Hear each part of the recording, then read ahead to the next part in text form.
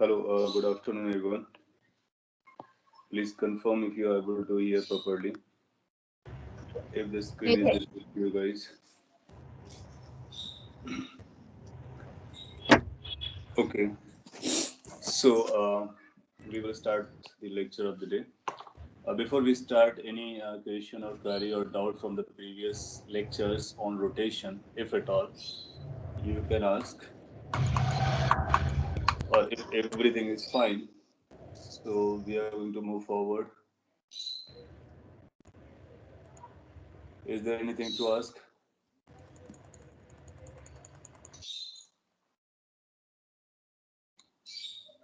Okay so अब अपने chat box पे लिखने का अगर कोई डाउट रहता है आपको और हम लोग रोटेशन की बात करेंगे रोटेशन में रोलिंग मोशन चल रहा था rolling motion so I am waiting for a minute अगर आपके पास कुछ क्वेरीज है या डाउट्स है तो आप वो प्लेस कर सकते हो if everything is fine then we can go ahead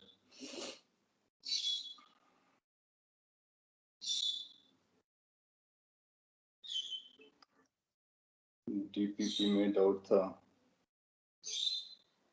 okay DPP के डाउट्स को एक काम करते हैं कि ऑन लास्ट डे जो हम लोग लेक्चर होता है फ्राइडे को तो फ्राइडे को जितना भी डीपीपी के डाउट्स हैं हम लोग फ्राइडे को डिस्कस कर लेंगे वो ज़्यादा बेटर रहेगा क्योंकि अभी सिलेबस को भी हम लोग आगे बढ़ाते रहते हैं अगर आपको कोई कॉन्सेप्चुअल या थ्योरेटिकल डाउट है तो आप पूछ सकते हो please tell about offline doubt sessions of physics तो फिजिक्स का जो अभी ऑफलाइन डाउट सेशन है उसके लिए आपको टाइम दिया गया 4:30 से 5:30 के बीच में सो आज आप इस पीरियड पर आ सकते हैं और जितने भी आपके पास डाउट्स हैं तो आप वहाँ पर आकर के पूछ सकते हो जो अभी आपके रिजॉल्व नहीं हुए हैं may be like questions may be like conceptual doubts और जो भी डाउट्स आपके हैं उसके लिए आप आ सकते हो डीपीपी के डाउट्स को हम लोग फ्राइडे को टैकल कर लिया करेंगे सो नाउ ऑनवर्ड्स फ्राइडे को पहली प्रायोरिटी रहेगी आपके डीपीपी के डाउट्स तो उसको हम लोग फाइनलाइज कर लेंगे एक दिन में सो दैट कि इंटरप्शन ना आए सिलेबस को आगे बढ़ाने में अगला डाउट आपने पूछा है body is at rest and torque is applied then work will not be negative so body rest पर है टॉर्क आपने अप्लाई किया है यस तो वर्क नेगेटिव नहीं आएगा तो फिर पॉजिटिव वर्क आएगा सही बोला आपने क्योंकि अगर बॉडी रखा हुआ है in case body is there and it's not moving और आपने टॉर्क लगाया तो जिस डायरेक्शन में आप टॉर्क अप्लाई करते हो as per tau is equal to I alpha same direction में अल्फा आता है तो सेम डायरेक्शन में थीटा आएगा तो थीटा भी उसी डायरेक्शन में आएगा और जो work done by the torque है वो टॉर डॉट थीटा है इसका मतलब ये पॉजिटिव रहेगा बिल्कुल बोल सकते हो if a body is at rest and torque is applied on that body and because of that torque body rotates then the work done is going to be positive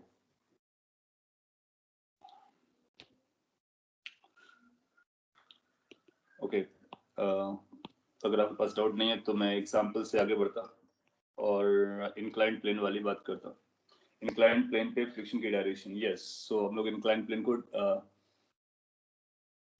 properly handle करने वाले हैं और बहुत सारी questions बनाने वाले हैं और नए क्वेश्चंस को डील करने की कोशिश करेंगे सो इंक्लाइंड प्लेन में हम लोग जब सॉल्व करेंगे उससे पहले एक दो फ्लैट प्लेन के बारे में क्वेश्चंस कर लेते हैं when we can have a next module discussion okay ये सारी बातें हम लोग अभी क्लास के बाद करते हैं तो हम लोग अभी आगे बढ़ते हैं I am writing a question and you need to write it and then we will solve together ऐसा बोलता है लेट्स से कि अपने पास एक डिस्क है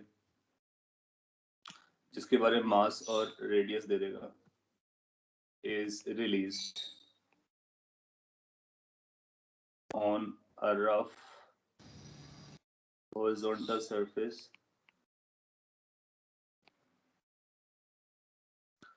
with अभी horizontal surface का क्वेश्चन है with initial velocity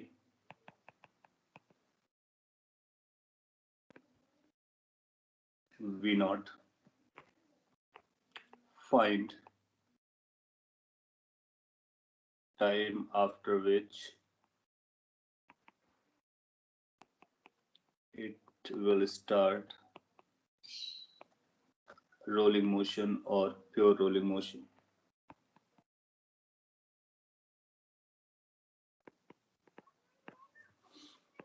फिगर के लिए कुछ ऐसा बना सकते हैं कि लेट से अपने पास ये बॉडी है और आपने इसको रफ हॉरिजॉन्टल सरफेस पर रिलीज किया है।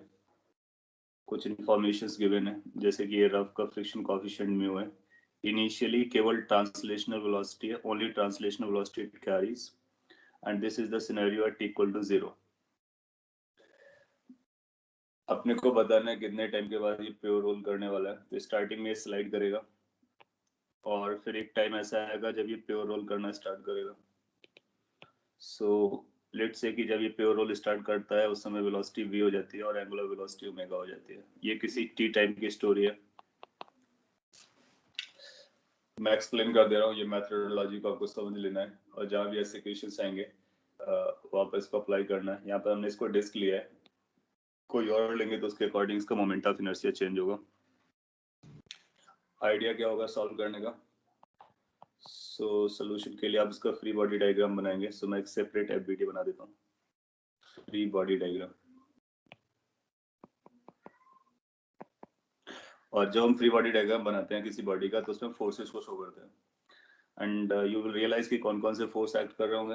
Of course you can realize इसका एक mg force down side show करोगे, एक नॉर्मल फोर्स अप साइड के लिए दिखाना होगा एंड इसके अलावा एक और फोर्स एक्ट करेगा। Of course you can think of friction. Friction क्यों एक्ट करेगा? क्योंकि अभी रोल नहीं कर रहा है। जब ये प्योर रोलिंग पर आ जाएगा तो फ्रिक्शन जीरो हो जाएगा। सो अभी फ्रिक्शन एक्ट करेगा। Can you decide the type and direction of that friction? ये उस सिचुएशन में है जब आपने रिलीज किया था, प्योर रोलिंग के बीच की कहानी है। उस ड्यूरेशन पर फ्रिक्शन इस डिस्क पर एक्ट करेगा। आपको उसका direction as well as type बताना है। तो लिफ्ट वर्ड्स आप बता रहे हो और काइनेटिक बता रहे हो, great. So you will find कि काइनेटिक होगा। कैसे डिसाइड कर रहे हैं आप? क्योंकि ये जो 1 पॉइंट है ये 2 पॉइंट है, 2 रेस्ट पर रहेगा, 1 के पास वेलोसिटी है v डॉट केवल और बैक साइड कोई वेलोसिटी नहीं, इसलिए स्लाइड करेगा। सो इनिशियली ये स्लाइड करना स्टार्ट करेगा और फॉरवर्ड डायरेक्शन में स्लाइड करेगा, hence kinetic and leftward. Good. So kinetic friction will be acting. Kinetic का पता करने से एक पॉइंट क्लियर हुआ that it is going to be having a fixed magnitude. So उसको हम solve कर सकते हैं and it's going to be leftwards, that is in the backward direction you can call it. So ये forces हो जाएंगे। अच्छा, ये जो kinetic friction आया है ये एक horizontal force, इसकी वजह से एक de-acceleration आएगा। So this will experience a de-acceleration. Moreover, about the center it will also experience a angular acceleration. So A और alpha दोनों appear करेंगे। A is because of translatory motion. Translatory motion के लिए force लग रहा है horizontal direction में जो A को decide करेगा, जो कि retardation होगा basically, इसलिए इसको मैंने backward दिखाया है। और center के about ये friction का torque जाएगा इस sense में, इसलिए alpha आएगा तो alpha दिखा दिया है। तो यहाँ पर जनरल मोशन चल रहा है, अपने को इक्वेशंस बनाना है। So first equation for translatory motion, what we are going to write? should we write as Fk kinetic friction is equal to the mass of the body into A. So that is the first equation. Then you will write about rotational motion, about the center of mass. You will find torque is equal to I alpha. That's how you are going to start with. Torque is going to be the kinetic friction into the perpendicular distance. About the center, perpendicular distance is going to be the radius. So obvious. I depending upon the body. यहाँ पर हमने disc लिया है तो accordingly यहाँ पर आई लिख देंगे। आप चाहो तो इसको अभी आई रखो ताकि फ्यूचर में एक जनरल फॉर्मूला बन जाएगा। और अल्फा, सो इक्वेशन नंबर 2 आपके पास यहाँ पर आ गया। इसके बाद आप बोलेंगे कि जो काइनेटिक फ्रिक्शन होगा इसकी वैल्यू फिक्स होगी, that is going to be mu into normal reaction. इसका मतलब म्यू का रिक्वायरमेंट है। सो अगर म्यू नहीं होगा तो फिर ये एफ के नहीं आएगा, एफ के नहीं आएगा तो फिर ये रोटेट नहीं करना स्टार्ट करेगा। अगर रोटेट नहीं करता है तो कभी रोल नहीं कर पाएगा। सो अगर हॉरिजॉन्टल सरफेस पर किसी भी ऑब्जेक्ट को रोल कराना चाहते हो और ट्रांसलेशनल वेलोसिटी ही केवल प्रोवाइड करते हो तो फ्रिक्शन का होना जरूरी है। एक बार रोलिंग होना स्टार्ट हो गया फिर फ्रिक्शन की जरूरत नहीं पड़ती है। तो इम्पोर्टेंट पॉइंट है। अच्छा, एन की वैल्यू कितनी आएगी? mg आ जाएगी, तो उसको आप यहाँ पे लिख सकते हो, ये mg है। You can call it as a third relation और इक्वेशन। सो इन 3 इक्वेशन को सॉल्व करके हम a और अल्फा निकालने वाले हैं। क्या ए की वैल्यू अपने को पता चल रही है? अगर आप इसको सॉल्व करोगे सो ए शुड कम एज एफ की जगह म्यू एम जी रखेंगे, एम एम कैंसिल हो जाएगा, ए की वैल्यू म्यू जी के बराबर आ जाएगी।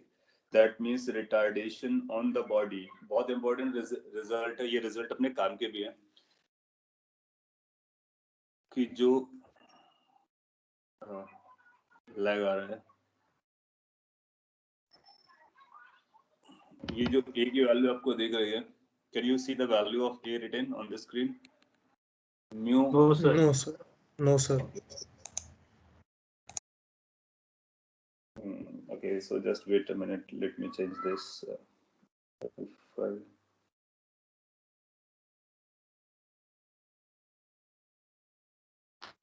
Hopefully now this is not going to be disturbing.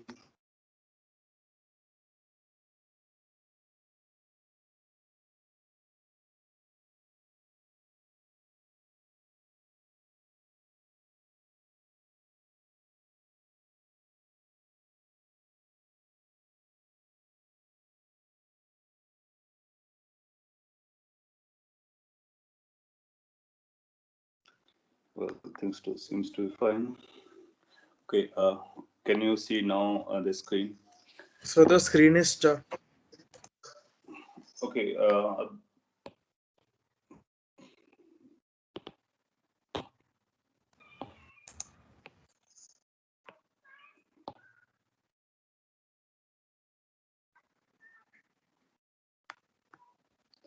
no, it should be visible now. और आपको a की वैल्यू आप देख रही होगी, a की वैल्यू म्यूजिक के बराबर आएगी। Sir? Yes. Sir, can you please re-explain the last two steps? I couldn't understand because of the lag. Okay, so screen अब visible है ना सभी को properly? और if yes, तो मैं तीनों equations को explain करता हूँ। First, translatory motion. आपने वीडियो बनाया, फ्रिक्शन डिसाइड किया, so total force in the horizontal direction is equal to mass into total acceleration in the horizontal direction. So horizontal direction में friction is equal to ma। Second equation is from rotational motions, so tau is equal to I alpha. Tau about the center we are considering, so center के about mg का कोई torque नहीं आएगा, normal का कोई torque नहीं आएगा, friction का टॉर्क आएगा जो कि इस सेंस में आएगा क्लॉकवाइज डायरेक्शन में, इसलिए अल्फा की डायरेक्शन भी क्लॉकवाइज हम फ्रिक्शन का टॉर्क पेंडिकुलर डिस्टेंस तो आई की वैल्यू mr स्क्वायर बाय 2 रख सकते हो, सेंटर ऑफ मास से पास होने वाली एक्सिस के अबाउट। अभी मैंने आई को रिटेन करने की कोशिश की है। और इसके बाद फ्रिक्शन काइनेटिक है, ये आपने डिसाइड किया था, दैट्स अ गुड पॉइंट। और काइनेटिक फ्रिक्शन की value mu into normal reaction होती है, नॉर्मल रिएक्शन की वैल्यू mg आ रही है इस केस में। तो फिर अपने को 3 इक्वेशंस बन गया। Considering the equation 1 and 3 together, F के की वैल्यू यहाँ पर रखो और ए को सिंप्लीफाई करो, ए की वैल्यू म्यू जी के बराबर आती है। इसके बाद अगर अपने को सेकंड इक्वेशन यूज करना हो तो सेकंड इक्वेशन से हम अल्फा निकाल सकते हैं। What the alpha is going to be? Alpha is going to be mu M g, that's friction into r divide by I. जब आप आई की वैल्यू प्लेस करोगे तो एम आर आपस में कैंसिल आउट हो जाएगा, तो यहाँ से अल्फा की वैल्यू आपको पता चल जाएगी। एक बार आपको a मिल गया और अल्फा मिल गया तो हम ये बता सकते हैं कि इसकी वेलोसिटी कैसे चेंज होगी। That means we can talk about the kinematic aspect of this. जब इसके काइनेमेटिक एस्पेक्ट को हम लोग डील करेंगे तो क्या हम ये बोल सकते हैं कि किसी भी टाइम पर वेलोसिटी कितना होगा? Velocity will be initial velocity minus at। Why we are writing minus? Because this is retardation. No, angular velocity को लिए एंगुलर काइनेमेटिक्स लगाएंगे, इनिशियल एंगुलर वेलोसिटी वाज 0 और alpha was there and t is there. Now, ये question हम लोग इसलिए apply कर पा रहे हैं बिकॉज वी आर इंश्योर्ड, क्योंकि ए और अल्फा कांस्टेंट है, म्यू कांस्टेंट है, जी कांस्टेंट है, nothing is a function of time. So ये लीनियर इक्वेशंस जो है वो वैलिड होते हैं। अगर ये t इक्वल टू टी पर किसी भी टाइम पर अगर ये रोल करना स्टार्ट करता है, so what is the condition for rolling? Can we say कि condition for rolling should come as v is equal to r omega. This is a rolling condition. So अपने को v को भी यहाँ पे प्लेस कर देना, ओमेगा को भी यहाँ पे प्लेस कर देना। v ओमेगा को इसके साथ प्लेस कर देंगे, देन यू विल फाइंड कि वहां से हमको टाइम पता रिक्वायरमेंट आएगा, अल्फा का रिक्वायरमेंट आएगा, दोनों को प्लेस कर देंगे। तो आप इसको कॉपी कर लीजिए और बताइए how much the time is coming by putting i is equal to mr square by 2। Can you calculate the time? ये कैलकुलेशन वाला पार्ट मैं आपसे करवा लेता। So copy it, put the value, and solve this t.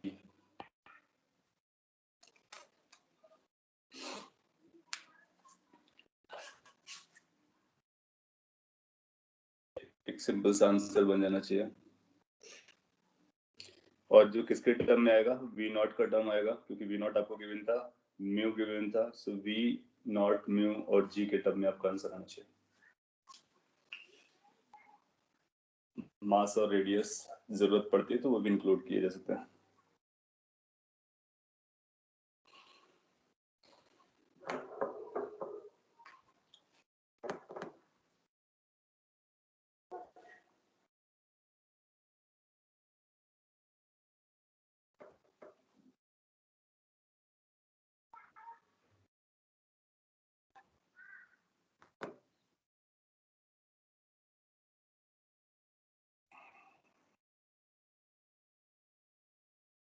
Okay, कुछ answers आ रहे हैं। v by 2 mu ji,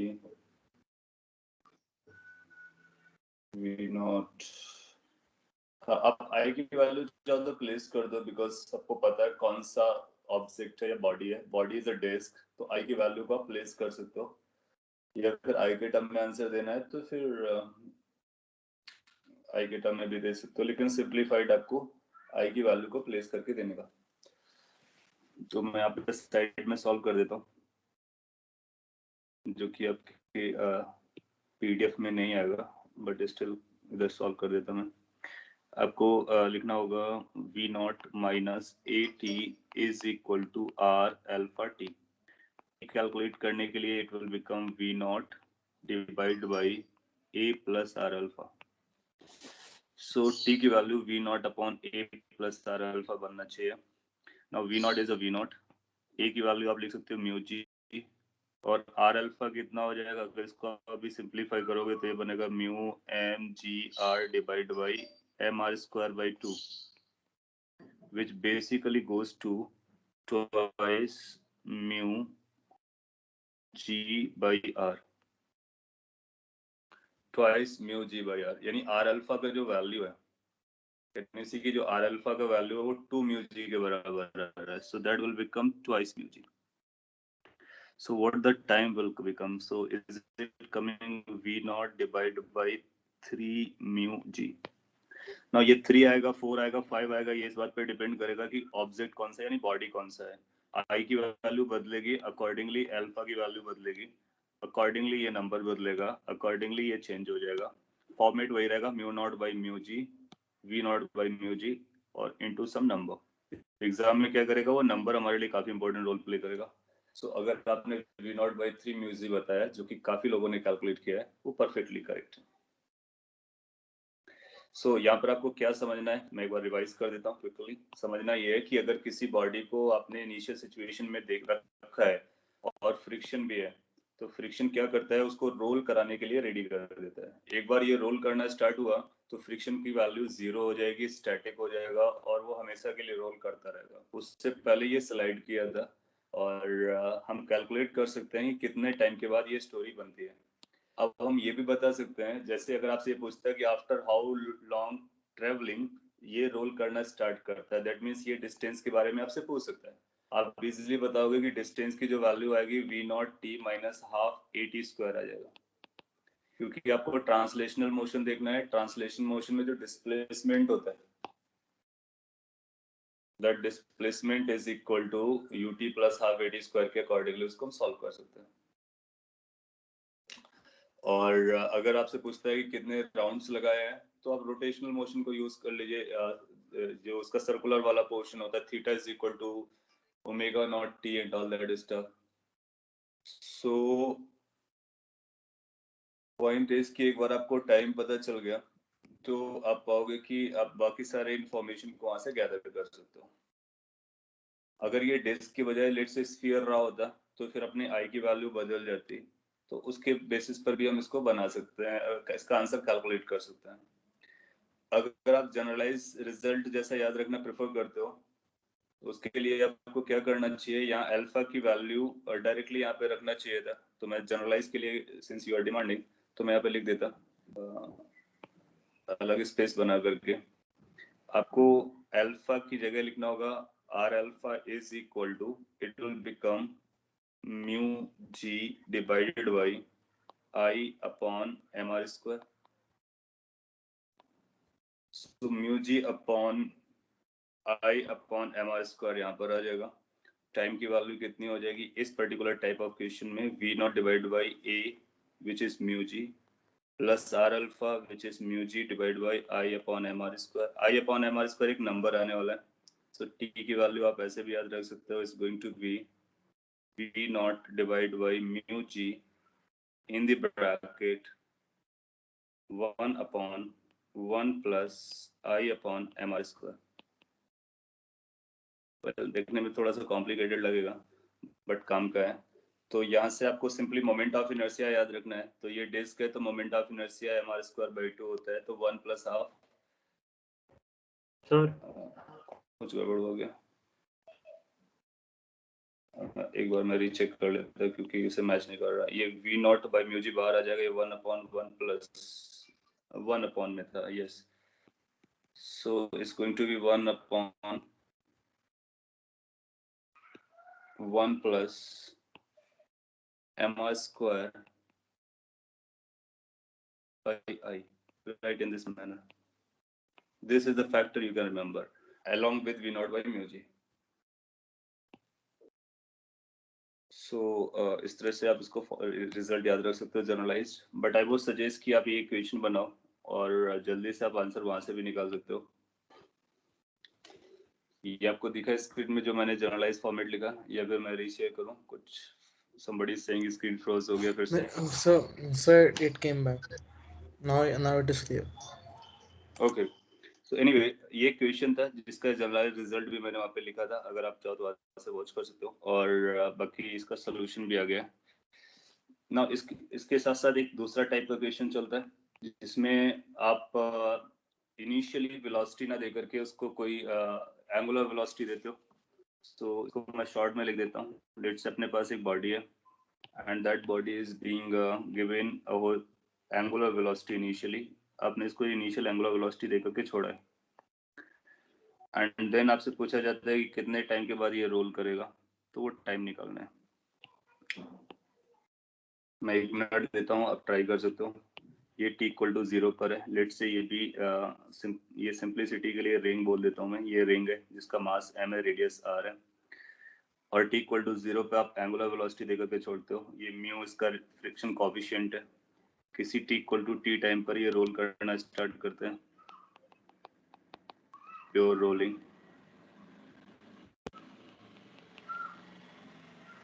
question is find t। Quickly आप t निकालने की कोशिश कीजिए, इसके बाद मैं इसको सॉल्व करके बताता हूँ। t आपको कैलकुलेट करना है।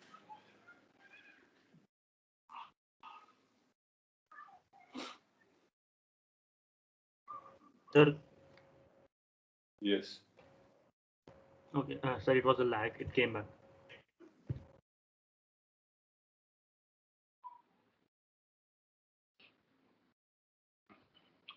Okay.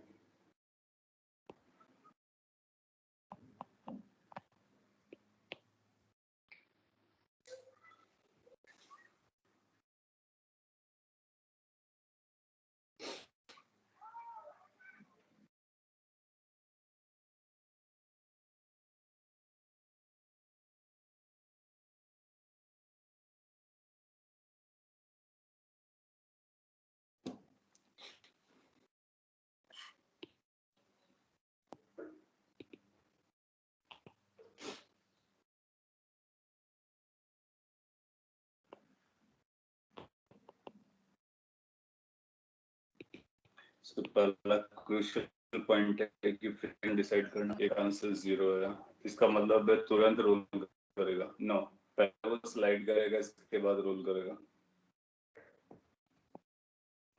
सो इसी की एक फ्री बॉडी डायग्राम आप बनाओगे। पहला इंपॉर्टेंट पॉइंट होगा ये डिसाइड करना कि कितना फ्रिक्शन किस डायरेक्शन में फ्रिक्शन है। तो ये कांटेक्ट पॉइंट को देखोगे, उसकी वेलोसिटी बैक साइड आएगी, तो फ्रिक्शन फॉरवर्ड डायरेक्शन में जाएगा और ये काइनेटिक फ्रिक्शन होगा। This is what you need to understand. और अगर आपको ये समझ में आता है तो फिर इक्वेशंस आएंगे। क्या इक्वेशन बनेगी? Kinetic friction is equal to mass into acceleration. ये किसी एक्सेलरेशन से आगे ट्रैवल करेगा और साथ ही साथ एंगुलर रिटार्डेशन से रोटेट करेगा।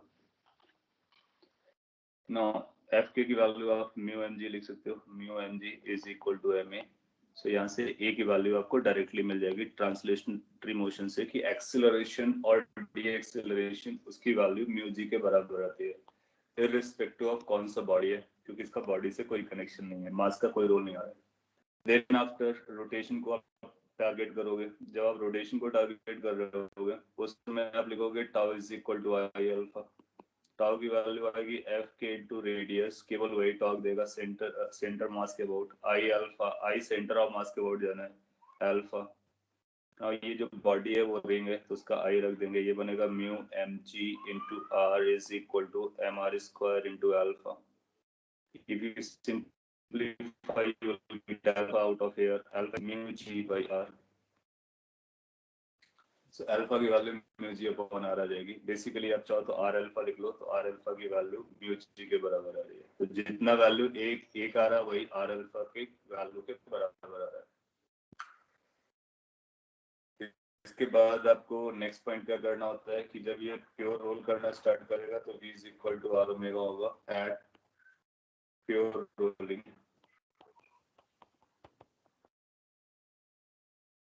At the time of pure rolling, you'll find कि जो v की वैल्यू है वो r alpha हो जानी, r omega हो जानी चाहिए। Now जब ये pure rolling अचीव करेगा उस समय वेलोसिटी आएगी और उस समय एंगुलर वेलोसिटी, जो वेलोसिटी होगी वो v is equal to u plus at से आ रही होगी। मैं यहाँ पे लिख देता हूँ velocity will be governed by 0 plus at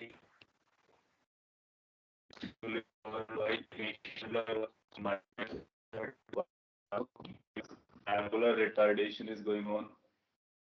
इन दोनों को सर बहुत लैगी। Sir, your voice is cracking very much. Is it? Okay, so Screen भी froze है, sir. I don't know क्या हो रहा है।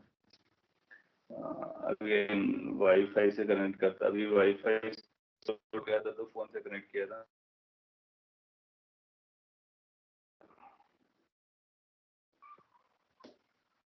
होपफुली कुछ इम्प्रूव हुआ होगा। सो v को मैं एक बार रिवाइज करा देता हूँ। v को हम u प्लस at के अकॉर्डिंग लिखेंगे। ओमेगा को omega naught minus alpha T. Is it sir screen नहीं दिख रही है। अभी भी नहीं दिख रहा है। Spoils everything.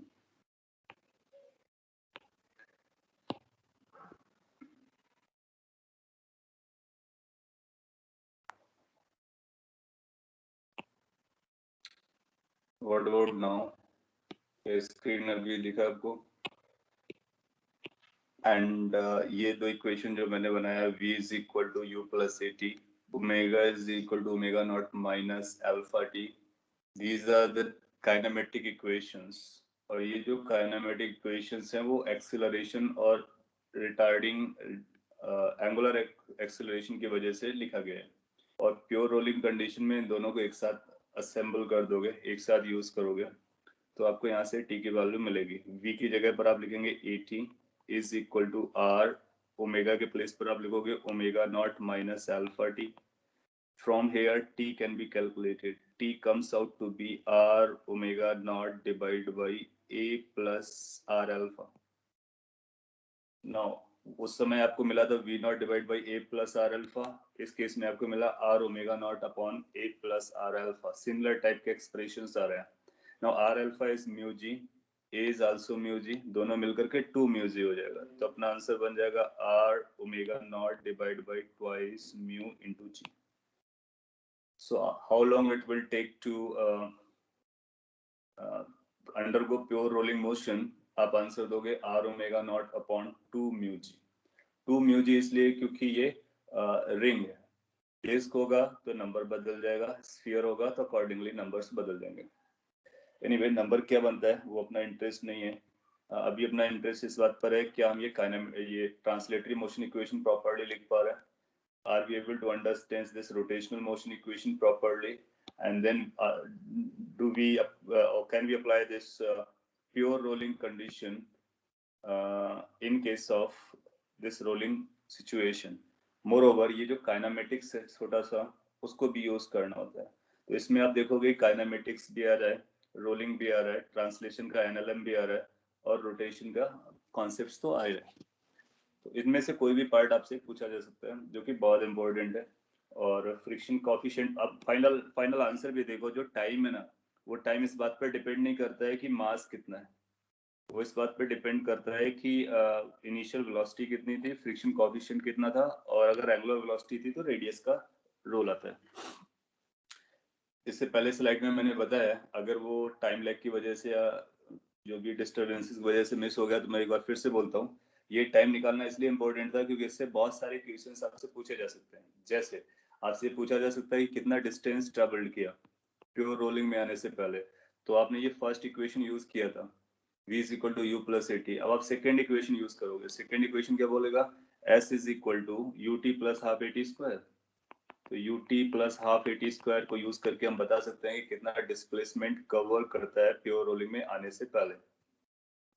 आपसे ये पूछा जा सकता है कि जब प्योर रोलिंग पर आता है तो उसके पास वेलोसिटी कितना होता है ना, इसी t को वापस इस एक्सप्रेशन पे रख दो तो आपको पता चल जाएगा what is the velocity during the pure rolling condition. आप इसी t को ओमेगा वाले एक्सप्रेशन पे रखोगे तो आपको एंगुलर वेलोसिटी पता चल जाएगी। आप a बता सकते हो, अल्फा बता सकते हो, v ओमेगा, एक बार v ओमेगा आया तो काइनेटिक एनर्जी बता सकते हो, एंगुलर मोमेंटम बता सकते हो, लीनियर मोमेंटम बता सकते हो। That means you can talk about all the quantities that we have discussed. इसलिए time becomes very very important aspect. एक बार टाइम मिला बाकी सारी स्टोरीज हम बता पाते हैं, इसलिए आप इसको इंपॉर्टेंट इंफॉर्मेशन की तरह से नोट करेंगे और प्रैक्टिस करके इसको समझ भी जाएंगे। सो ये दोनों तरफ के क्वेश्चंस हो गए। अगर आप एंगुलर वेलोसिटी देकर के छोड़ते हो या फिर लीनियर वेलोसिटी देकर के छोड़ते हो या फिर दोनों का कॉम्बिनेशन दे सकते हो, जैसे आपसे बोला जाए कि ये v नॉट भी दिया आपने, ओमेगा नॉट भी दिया और दोनों में आपस में रिलेशन दे दिया and they are not ensuring rolling, तो फिर क्या करेंगे, आप एफबीडी बनाएंगे, एफबीडी के बाद a निकालेंगे, अल्फा निकालेंगे, सिमिलर इक्वेशन लगाएंगे। हाँ, यहाँ पर जैसे इनिशियल वेलोसिटी आपने जीरो ली थी तो इनिशियल वेलोसिटी को जीरो ना लेकर के जो गिवन होगा उसको लेंगे। फाइनली रोलिंग केस में v equal to r omega लगाएंगे, still you can solve that question. Okay, इसके बाद हम लोग इंक्लाइंड पे चलने वाले हैं। आपने कुछ लिखा, मैं पढ़ लेता एक बार। एक एग्जांपल होना जिसमें एक्सेलरेशन वेरिएबल है। इस केस में आपको जो एक्सेलरेशन आएंगे ना वो कांस्टेंट आएंगे। क्यों? क्योंकि म्यू की वैल्यू कांस्टेंट है। अगर आपको वेरिएबल बताना है तो वो ऐसा बोल देगा कि म्यू की value let's say function of time है, म्यू नॉट टी है, तो फिर ये टाइम का फंक्शन आ जाएगा क्योंकि ए के साथ देखो म्यू आ रहा है। अगर म्यू का टाइम का फंक्शन है तो ए भी टाइम का फंक्शन हो जाएगा। उस केस में फिर हम ये इक्वेशन नहीं लगाएंगे, फिर हम लोग क्या करते हैं, you remember, you better know the kinematics. A की वैल्यू को डीवी अपॉन डी टी लगाएंगे, अल्फा को d omega by d t लगाएंगे और डिफरेंशिएट कर देंगे। We need to find distance, तो डिस्टेंस पता करने के लिए जनरली जो म्यू कांस्टेंट रहता है जो आपसे क्वेश्चन पूछे जाएंगे वो कांस्टेंट एक्सेलरेशन वाला केस होगा, इक्वेशन डायरेक्टली लगाएंगे, अदरवाइज डिफरेंशियल इक्वेशंस को यूज करते हैं। Final omega is omega naught by 2. This happens in every case. Final omega हम निकालेंगे और ये ओमेगा बाई 2 इसलिए आ रहा है क्योंकि ये रिंग है, तो रिंग के केस में हमेशा होगा, आप ऐसा बोल सकते हो। और कोई दूसरा बॉडी आएगा तो फिर इट मे गेट चेंज। तो मैं आपको प्रैक्टिस के लिए क्वेश्चन दे देता हूँ, वो आपकी कैलकुलेशन इंप्रूव करने में हेल्प करेगा क्योंकि आपके आंसर्स अलग अलग आते हैं। कॉन्सेप्ट तो आप समझ जाते हो, कैलकुलेशन आपका इश्यू बनाता है। तो मैं आपको क्वेश्चन दे देता हूँ as you are demanding. Let say आपको ऐसा बोलता है कि अपने पास एक सॉलिड स्फीयर है, क्विकली आंसर देना आपको, और आइडिया आप पढ़ चुके हो। सॉलिड स्फीयर है और इसकी वेलोसिटी आपने v नॉट दे रखी है, फ्रिक्शन कोएफिशिएंट म्यू है, मास और रेडियस आप ले सकते हो mr। क्वेश्चन है find velocity of sphere when it starts pure rolling.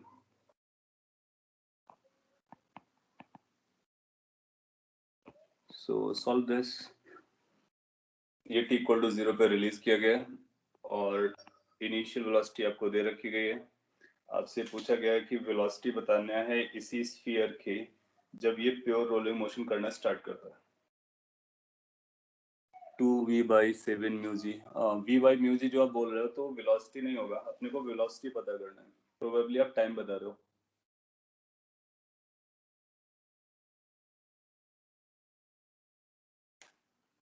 हाँ, सो क्वेश्चन में थोड़ा सा चेंज किया है, तो आपको क्वेश्चन को प्रॉपर्ली रीड करना है, फिर आंसर देना है. Find velocity of sphere when it starts pure rolling. तो वेलोसिटी मींस लीनियर वेलोसिटी बताना है. एंगुलर वेलोसिटी भी आपसे पूछा जा सकता है, टाइम भी पूछा जा सकता है, बहुत कुछ पूछा जा सकता है.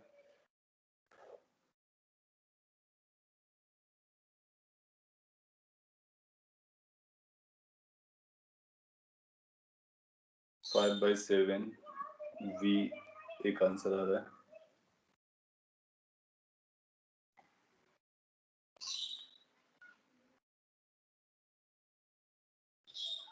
Five by seven is being supported. Okay.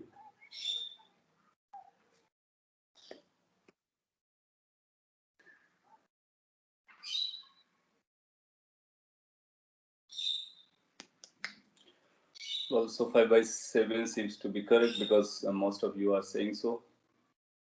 So अगर सभी लोगों का वही आ रहा है तो there are high chance कि वो correct होना चाहिए. तो आप कैसे solve कर सकते हो? Since अभी आप लोगों ने थोड़ी देर पहले इसको solve किया है, तो directly आपको याद आ रहा होगा कि t कितना होता है, कितने टाइम के बाद ऐसी स्टोरी होती है. कुछ ऐसा ऑप्शन था v naught divide by mu ji in the bracket 1 plus mr square divide by i. I won't suggest कि आप इसको डायरेक्टली यूज करो. बेटर है कि आप 4 इक्वेशन बनाओ और उन इक्वेशंस को बनाने के बाद उनको यूज करो, सिंपलीफाई करो, और अगर आप 10 टाइम्स कर लोगे तो फिर आपको याद भी हो जाएगा. सो अगर ये फॉर्मूला आपको जमता है तो फिर आपने लिखा था v naught divide by mu ji 1 plus mr square. i कितना होगा सॉलिड स्फीयर का? It's like 2/5 mr square. ये सिंपलीफाई हो जाएगा, 5 ऊपर चला जाएगा, v naught divide by 7 mu g. कुछ ऐसा आंसर आना चाहिए. पहली कैलकुलेशन यू कैन चेक. मैंने डायरेक्ट लिया था, एक बार चेक कर लेते कि क्या डायरेक्ट सही आ रहा है. कुछ यहाँ पे बनाया था v not upon mu ji 1 plus mr square upon i seems to be proper. और अदरवाइज आप 4 इक्वेशन बनाओगे, इसको सिंपलीफाई कर सकते हो. फिर आपसे क्या पूछता है कि वेलोसिटी बताइए. So what the velocity is going to be? अब बोलोगे v is equal to v naught minus a into t. So it should be like v naught minus at. At की वैल्यू 5 v naught by 7 हो जाएगा. So v should come out 2 v naught by 7. अब लोगों का answer 5 v by 7 आ रहा है और एक आंसर. ओके, इसका मतलब भाई इसकी कैलकुलेशन को मेरे को रीचेक करना होगा क्या? ये 2/5 था. ओके, ये कैलकुलेशन इशू मैंने किया है, पार्डन फॉर दैट. सो इसको क्या बोलेंगे, ये 5 ऊपर चला जाएगा. Okay, so it should be like yes got it. So v not upon mu g, थोड़ा सा डायरेक्ट करने की कोशिश कर दिया. This will become 1 plus 5/2 which will become 2 v naught by 7 mu g. Okay, इसका मतलब आप करेक्ट जा रहे हो. So we will convert it and get your answer. So this will be 2 v naught by 7, isn't it? So that will lead to 5 v naught by 7.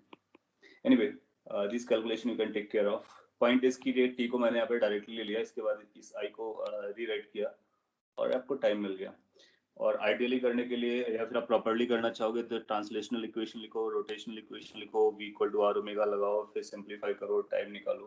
अगर आपने sufficient practice किया है तो टाइम डायरेक्टली लिख सकते हो, तो आपका काफी टाइम बच जाएगा और अपना आंसर आ जाएगा. इसी पर एक और क्वेश्चन मैं छोटा सा ऐड कर देता हूँ, फिर इंक्लाइन टू इन पे आता. Also find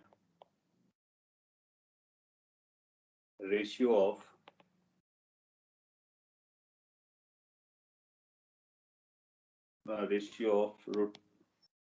translational kinetic energy and rotational kinetic energy once it starts pure rolling. Suppose कर लिए कि ऐसा क्वेश्चन इस पे एक्सटेंडेड है कि जब ये प्योर रोलिंग स्टार्ट करता है और प्योर रोलिंग करना स्टार्ट करता है, देन आपको ट्रांसलेशनल और रोटेशनल काइनेटिक एनर्जी का रेशियो चाहिए इस बॉडी का.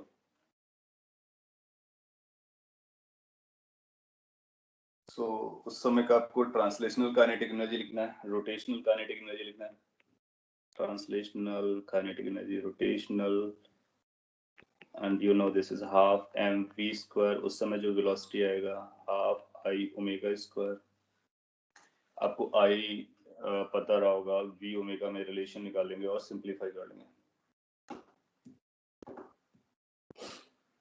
एक आंसर 5/2 जैसा बताया जा रहा है.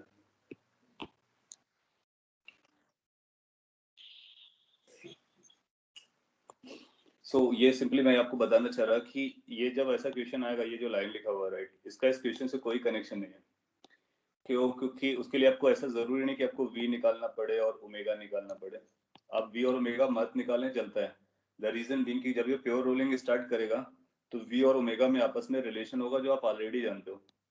तो इसको डायरेक्टली सॉल्व कर देने का, हाफ से आप कैंसिल हो जाएगा, mv स्क्वायर बचेगा और I को 2/5 लिखोगे, m r स्क्वायर आएगा और ओमेगा स्क्वायर आएगा. ये r स्क्वायर ओमेगा स्क्वायर इस v स्क्वायर को सेटल कर देगा, सिंपली m को भी सेटल कर देगा, तो ये 5/2 बनेगा. दैट मीन्स पॉइंट इज कि जो ट्रांसलेशनल और काइनेटिक एनर्जी का रेशियो होता है वो रोलिंग केस में सेम रहता है, नो मैटर वो रोलिंग कैसे अचीव की गई है. तो उसके पहले की क्या स्टोरीज थी उस पर इसका कोई कनेक्शन नहीं है. So it doesn't depend what the mu value is, it doesn't depend what the time is. तो कई बार क्या होता है क्वेश्चन में इस तरह से क्वेश्चन को एसोसिएट करता है जिसका बेसिकली उस प्रीवियस क्वेश्चन से कोई खास कनेक्शन नहीं होता है. तो ये 5/2 आप अदरवाइज भी निकालेंगे तो सेम आने वाला है. Excuse me, sir. हम लोग चल सकते हैं. Yes. Sir, can you please re-explain how the velocity came 5 v0/7?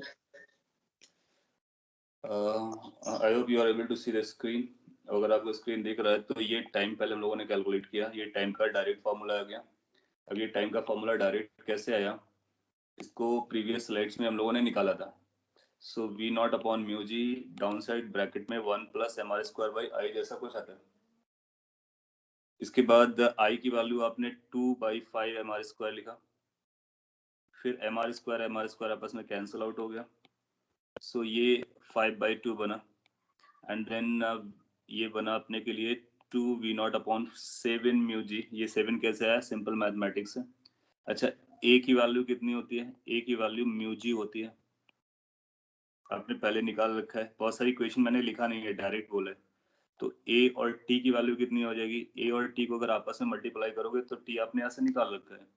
a की जगह पर म्यू जी लिखो, t के प्लेस पर 2v0 अपॉन 7 म्यू जी लिखो, तो म्यू जी आपस में कैंसिल आउट हो जाएंगे. सो ये बनेगा अपने लिए कितना, 2/7 v0.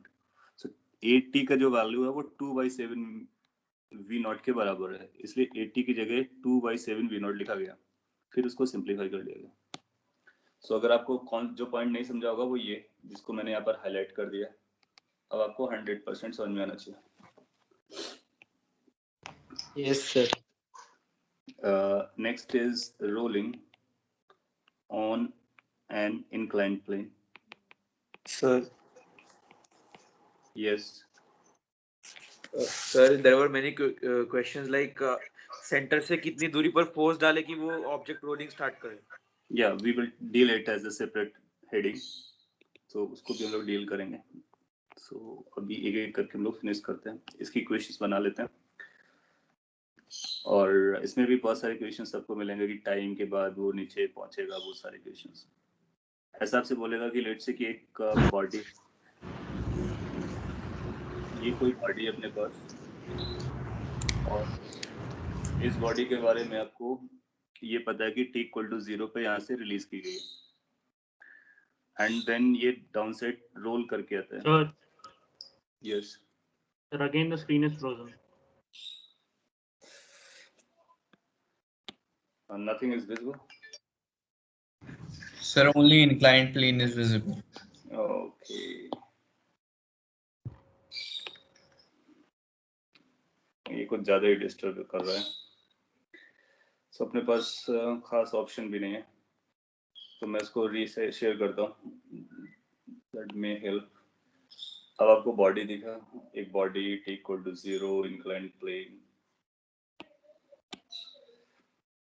जरूर दिखा होगा.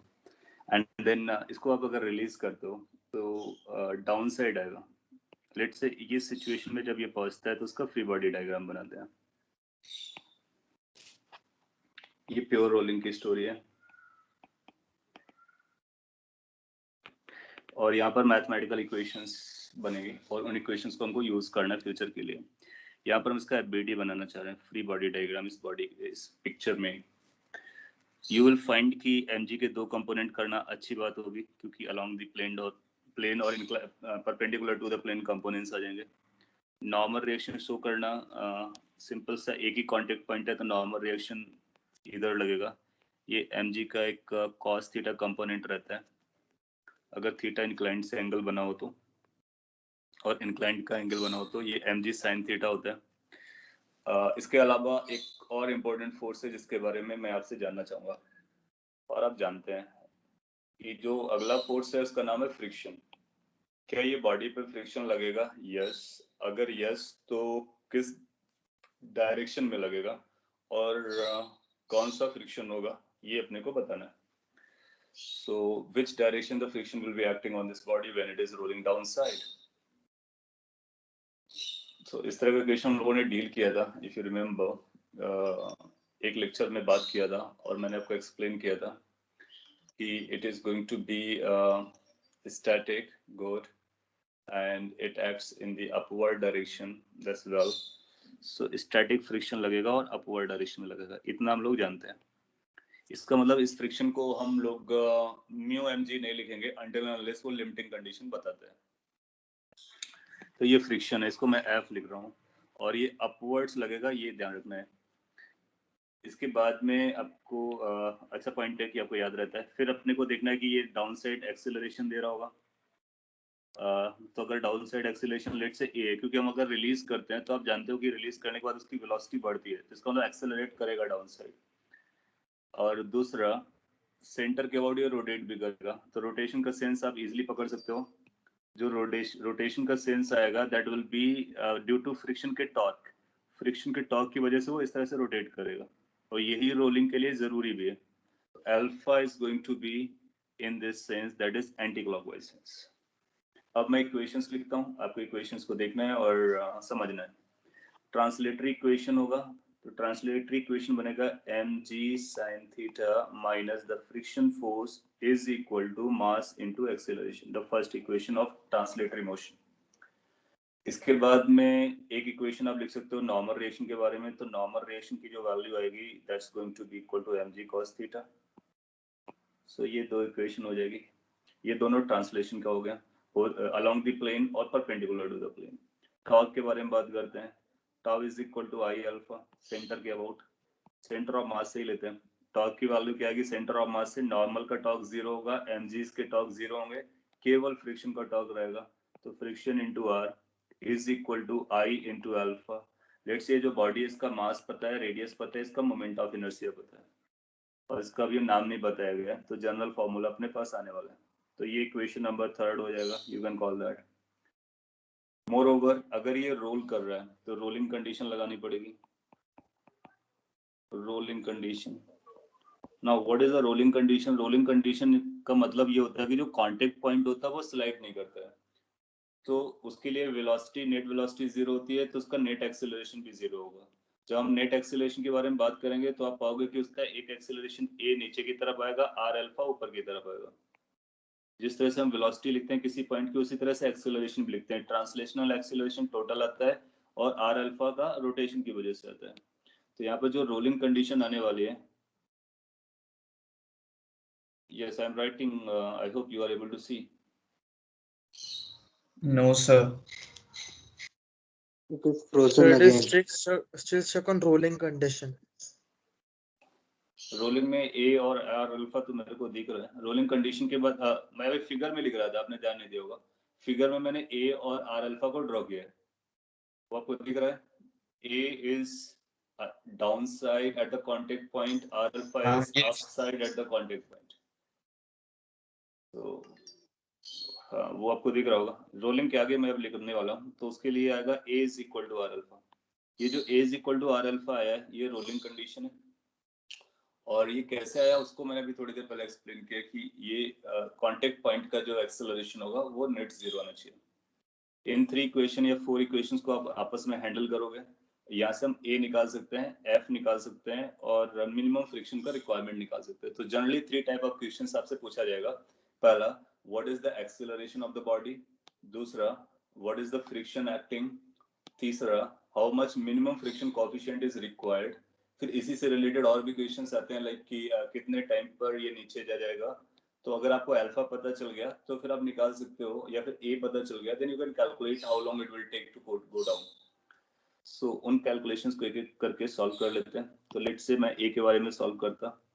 तो फर्स्ट इक्वेशन और थर्ड को यूज कीजिए, 1 एंड 3 टुगेदर. जब आप 1 और 3 को यूज करते हैं तो अपने पास ये बनेगा mg sin theta minus f की वैल्यू mg cos थीटा नहीं आएगा क्योंकि यहाँ पर एक्सेलरेशन हो रहा है. तो f is a self adjusting, friction is a self adjusting, और म्यू mg cos थीटा तब लिखेंगे जब वो लिमिटेड हो, लिमिटिंग कंडीशन में आएगा. अभी ये स्टैटिक है, तो स्टैटिक है इसलिए इसको स्टैटिक जैसा रखते हैं. f की वैल्यू थर्ड इक्वेशन से फर्स्ट इक्वेशन में रखने का. तो क्या इसकी value I alpha upon r आ जाएगा और ये m a के बराबर हो जाएगा. फिर इसको और भी सिंप्लीफाई करोगे तो आपको मिलेगा mg sin theta is equal to m into a plus I upon are square into R alpha. मैं इसको रीराइट कर देता हूँ. आई अल्फा अपॉन आर था, तो व्हाट आई डिड कि एक आर से नीचे मल्टीप्लाई किया, आर स्क्वायर हो गया, ये आर अल्फा के बराबर हो जाएगा. नो, अगर आपको ये लास्ट इक्वेशन दिख रहा है, जो कि बहुत सारे लोग बोल रहे हैं कि नहीं दिख रहा है, तो लेट मी कंप्लीट. ये लैग को थोड़ा सा टाइम दे देते हैं. अच्छा, ये जो आर अल्फा है उसकी जगह पर हम ए लिख सकते हैं. अब आपको दिख गया होगा mg sin theta is equal to m into a plus I upon are square into R alpha.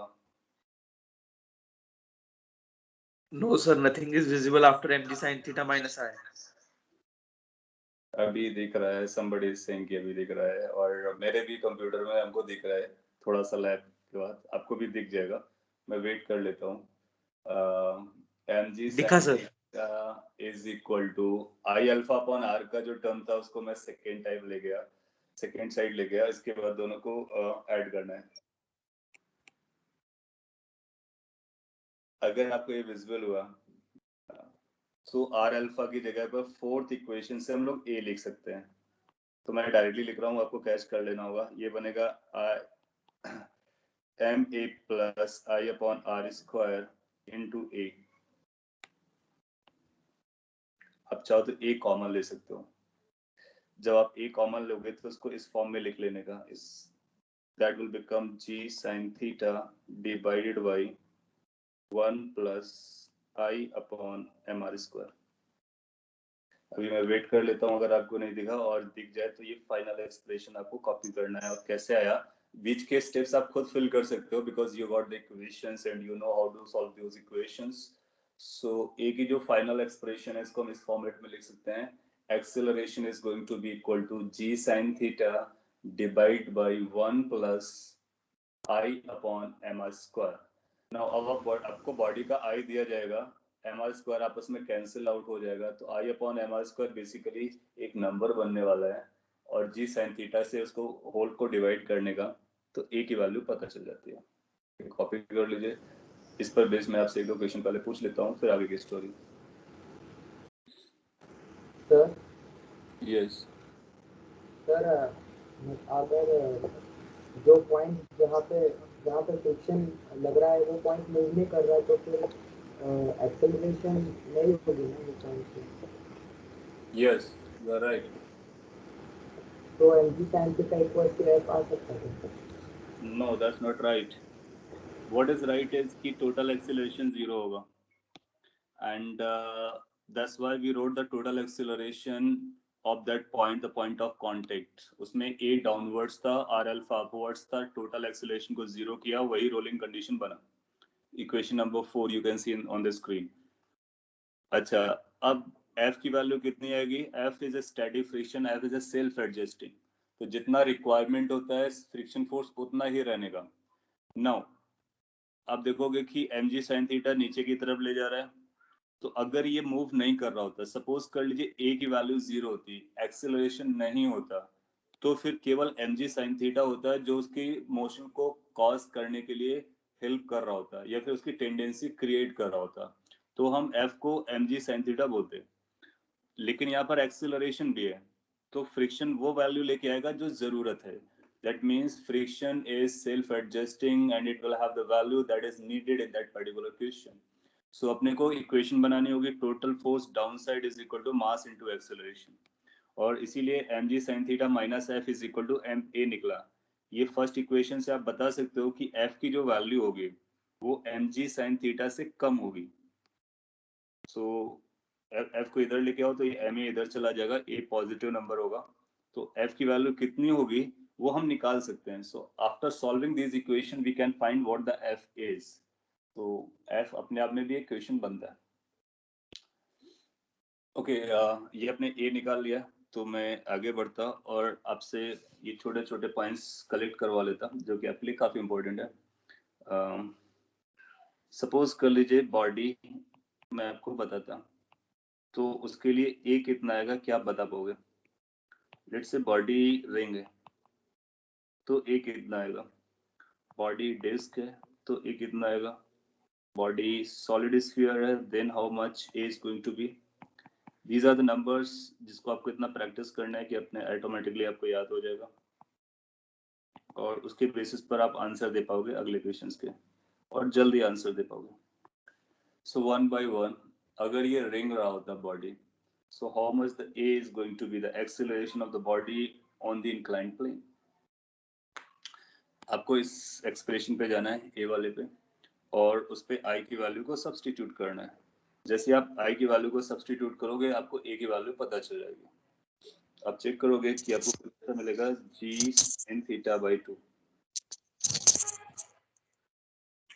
half of the g sin theta या g by 2 sin theta. Good. In case अगर ये रिंग के place पर disc होता तो फिर क्या answer बनता? तो डिस्क के लिए आप डिस्क के लिए आई की वैल्यू डिस्क वाली प्लेस कीजिए उस पे, तो आपको डिस्क का आंसर मिल जाएगा. डिस्क के लिए आप लिखोगे 1/2, सो ये 2/3 में कन्वर्ट हो जाएगा. 2 sin theta by g 3. 2/3 g sin theta. ठीक है. अगर ये सॉलिड स्फीयर रहा होगा then how much the value it is going to have. So again आपको आई की वैल्यू प्लेस करनी है जो कि 2/5 होती है. सो जब आप 2/5 रखोगे तो 5/7 जैसा कुछ बनेगा. मैं यहाँ पे लिख रहा हूँ, आप कंफर्म करते रहिए, calculation you can do better. So 5/7 G sine theta का एक्सेलरेशन आएगा सॉलिड स्फीयर का. इन केस ये हॉलो स्फीयर रहा होगा then how much acceleration you are expecting of that hollow sphere to roll down on an inclined plane. उसके लिए I की value आप 3/5 यूज g करोगे. sin theta. हाँ, तो आपको मिलेगा 3/5 g sin theta. So these are going to be the accelerations of the rolling bodies on the inclined plane. अब ये काफी पॉपुलर क्वेश्चन है, लोग आपसे पूछ लेंगे to check your physics knowledge, और मे भी एग्जाम में भी आपसे पूछा जा सकता है दैट दिस क्वेश्चन की अगर अपने पास कई बार पॉपुलर क्वेश्चन है, कई सारे एग्जाम में मल्टीपल टाइम दिखा है. आपसे ऐसा बोलेगा कि देयर इज अ बॉडी और ये रोल डाउन करता है on an inclined plane. I hope आपको ये पिक्चर दिख रही होगी, वो थीटा बताएगा। दैट मीन्स इंक्लाइंड प्लेन सभी बॉडी के लिए वही है, और ये जो बॉडी है उस बॉडी के नाम बदल देता है। ये बॉडी एक बार रिंग है, एक बार डिस्क है, और एक सॉलिड स्फीयर है, हॉलो स्फीयर है,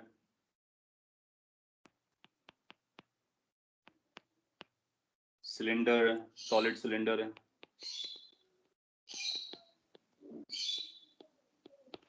और सिलेंड्रिकल शेल है जिसको हम हॉलो सिलेंडर बोल सकते हैं।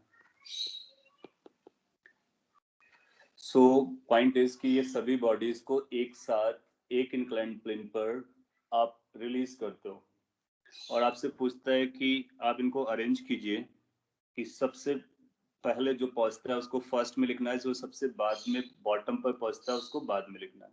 तो you need to write down their names in the order of their arrivals at the bottom, starting from the one which comes fastest और जल्दी, और उसके बाद लास्ट में वो लिखना है जो सबसे देर पर आता है। या कुछ छोटा क्वेश्चन आपसे ऐसा पूछा जा सकता है कि इनमें से कौन सी बॉडी सबसे पहले इंक्लाइंड प्लेन के नीचे पहुंचने वाली है। तो आपका इसका आंसर कैसे देना होगा, उसके लिए ये जो टेबल है वो अटमोस्ट इम्पोर्टेंट है। सो लेट मी सी कि आप क्या आंसर दे पाएंगे इसकी, कौन सी बॉडी सबसे पहले ग्राउंड पे पहुंचने वाली है। फास्टेस्ट आपने सॉलिड स्फीयर बोला है। सो सिंपल क्वेश्चन बना देते हैं, which body will reach at the bottom earliest if they are released at the same time from the same position on the same inclined plane.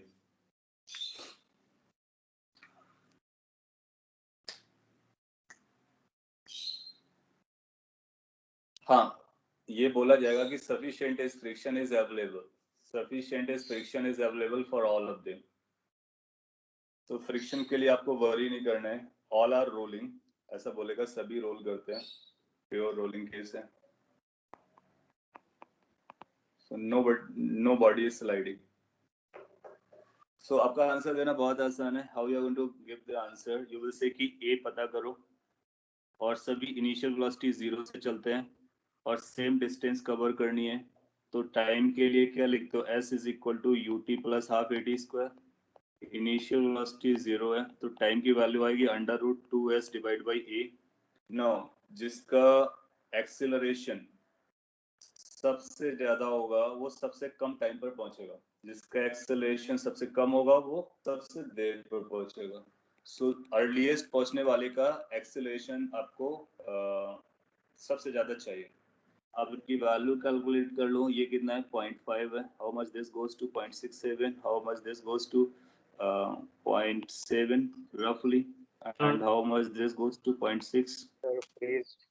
The So screen you is again. find, yes, again The screen is again. again. Okay, it spoils every time the speed.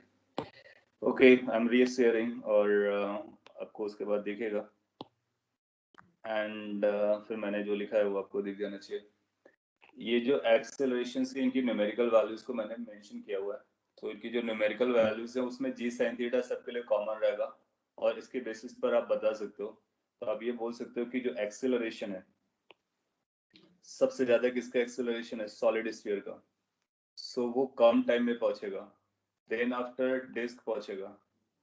तो second number पे जो पहुंचने वाला है वो disc है, और disc और सॉलिड सिलेंडर एक साथ चलते हैं। And then the next time ये पहुंचेगा स्फेरिकल शेल, और लास्ट में रिंग और हॉलो सिलेंडर एक साथ जाएंगे। तो सबसे लास्ट में पहुंचने वाले हॉलो सिलेंडर और रिंग होंगे, सबसे फर्स्ट सॉलिड स्फीयर होगा, बाद में डिस्क होगा, और सॉलिड सिलेंडर होगा, और स्फेरिकल शेल होगा। तो इस तरह से हम इस पॉइंट को याद बता पाएंगे। तो उसके लिए ये नंबर याद रखना अपने लिए जरूरी है, और उसको जानने के लिए ये एक एक्सप्रेशन याद रखोगे तो बाकी सारी चीजें ऑटोमेटिकली आपस में लिंक हो जाएंगी। Make sense? सो इस तरह से आप इनका आंसर दे पाओगे। तो मैं यहाँ पे लिख देता हूँ, Sir, if sufficient friction is not available, then all will reach at the same time. Sufficient friction नहीं होगा तो फिर इसके लिए कहानी बदल जाएगी, उसको फिर मैथमेटिकली आपको सॉल्व करना पड़ेगा। फ्रिक्शन कितना है ये matter Sir, then acceleration will be g sin theta minus mu g cos theta. अगर वो स्लिप कर रहा है तो फिर वो सभी स्लिप कर रहे हैं ये देखना पड़ेगा, ये पार्शियल स्लिप कर रहा है ये देखना पड़ेगा। तो उसके नो सर, लिए if all are slipping. अगर सभी स्लिप करेंगे तो फिर वो म्यू जी वाला जो फ्रिक्शन है वो कांस्टेंट हो जाएगा, तो फिर ए कांस्टेंट हो जाएगा, फिर कंपेयर कर सकते हैं, बिल्कुल कंपेयर कर सकते हैं। फिर उसमें सेम टाइम लगेगा क्योंकि सभी के लिए ए बराबर हो जाएगा, रोलिंग मिस हो जाएगी। तो ये रोलिंग के केस, इसलिए वो रोलिंग के केस में आपसे पूछता है।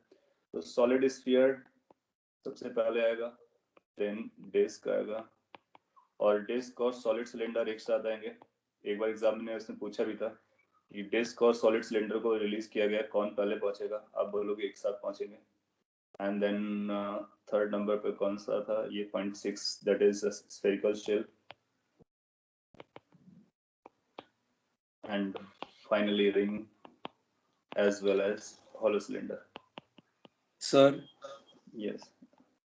sir, the time taken for the body to reach the bottom of the incline is independent of the size.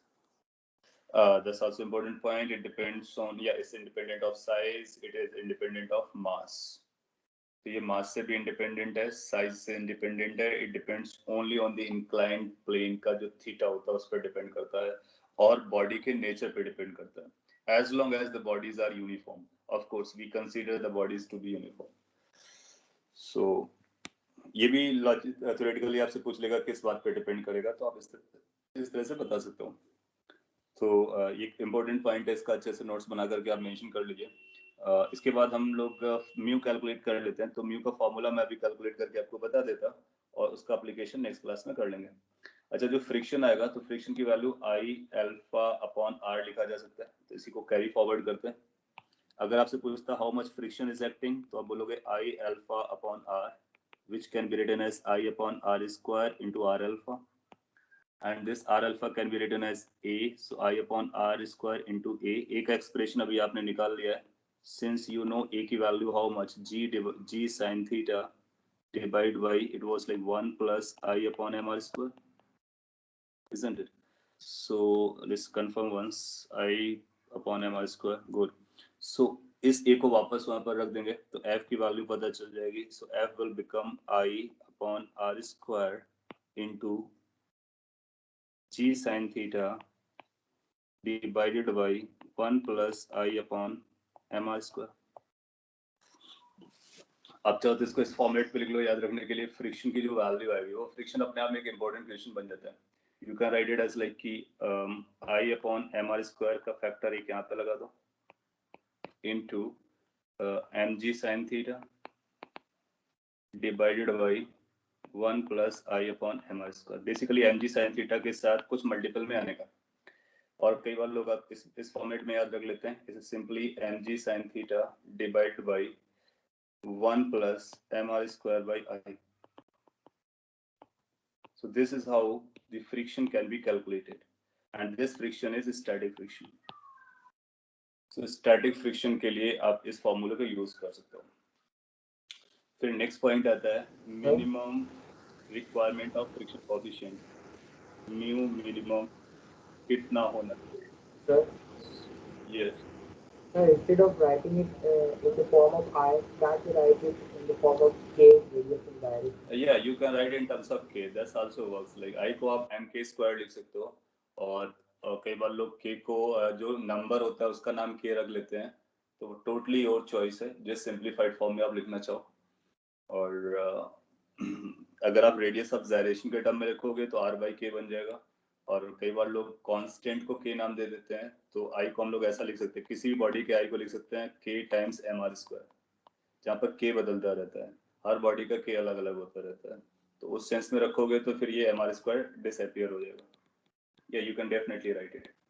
Last formula मैं बना देता हूँ जिसका हम लोग नेक्स्ट क्लास में यूज करेंगे। ये म्यू मिनिमम का मतलब होगा f अपनी मैक्सिमम वैल्यू पे चला जाएगा, तो f मैक्स हो जाएगा, जिसको म्यू नॉर्मल रेशन के बराबर कर सकते हो। इसी f को हम म्यू नॉर्मल रेशन के से इक्वेट करना चाहेंगे। जैसे इक्वेट करना चाहेंगे तो आपको मिलेगा म्यू मिनिमम जितना रिक्वायर्ड है into n, which is mg sin theta, sorry mg cos theta, it will be mg cos theta normal ration. You can see the picture, जो पिक्चर आपने कभी पहले बनाया था, और राइट हैंड साइड में आपको मिला है mg sin theta over 1 plus mr square upon i। So how much the friction coefficient required, minimum value, this is going to be equal to, g से g cancel हो गया, tan theta divide by 1 plus mr square by I. Again extremely important formula जिस पर आप directly questions के answer दे सकते हो.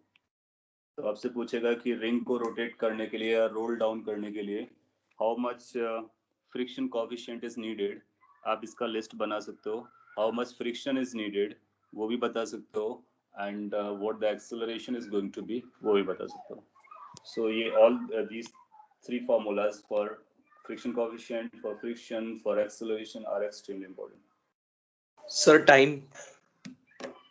हाँ, टाइम कौन सा टाइम, उसको नीचे आने का टाइम या फिर क्लास का टाइम खत्म हो रहा है?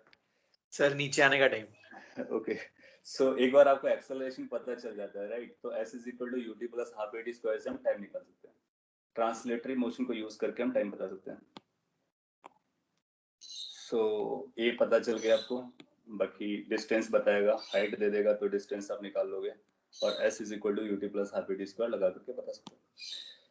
सो इसको कॉपी में नोट डाउन करने का. नेक्स्ट क्लास में हम लोग कुछ क्वेश्चंस करेंगे जिसमें म्यू मिनिमम और एफ से रिलेटेड होंगे, और उसके बाद कुछ आगे वाली स्टोरीज हैं जो फोर्स लगाने से रोलिंग बताते हैं, और instantaneous axis of rotation, centre of rotation, toppling, 3-4 points बचे हुए हैं. We will covering it up maybe in the next 2 lectures. Okay, so that's all for the day. Any question or confusion, if at all, you can ask, otherwise it's done for the day. Sir, I have sir, please take one. Yes. Sir, for ring, mu is coming 0 or 1. For ring? Sir, in rings, the friction can be 0 now. What are you asking for? For friction? Yes, sir. So you look at the friction required for any body is this. For ring, it is going to be like I की value हो जाएगी mr square, तो 1 plus 1 2. So कितना friction चाहिए? mg sin theta by 2 चाहिए. Ring को roll down करने के लिए इंक्लाइन प्लेन पर फ्रिक्शन का जो रिक्वायरमेंट है वो mg sin theta by 2 होना चाहिए. So ये फॉर्मूला आपको हर एक बॉडी के फ्रिक्शन के रिक्वायरमेंट की बात करता है. मिनिमम रिक्वायरमेंट कितना होना चाहिए वो यहाँ से पता कर सकते हैं. Okay, anything else? Fine, so let me off it for the day.